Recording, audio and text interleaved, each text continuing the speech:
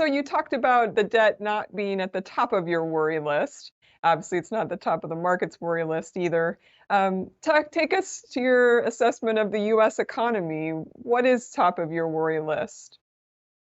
Yeah, and I should say, by the way, I think the market is under worried about it. I think they're right to think we're probably going to solve the debt limit. But if my doctor told me that I'd probably survive the year, only a 15% chance of dying, I wouldn't find that the most comforting diagnosis. So I think the market might be a little bit too complacent on the debt limit.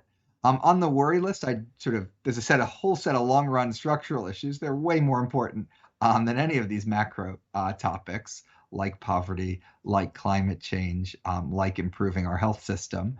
But in terms of the short run macroeconomic situation, my biggest worry is that we have seen most of the easy part of inflation reduction, and that the next phase of inflation reduction is going to be much, much harder.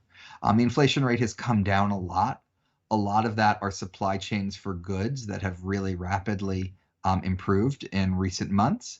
There's some more improvements that we're going to see in the data very likely over the course of the year in terms of the housing sector. But there's a lot of stubbornness out there. Wage growth is still much higher than it was prior to the pandemic.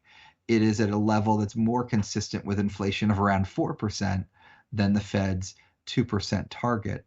And so getting rid of that last part of inflation could be very painful, or deciding to live with higher inflation is something that I think is possible, might even be desirable, but it's very tricky exactly how you engineer that while retaining, as much credibility for the future as possible.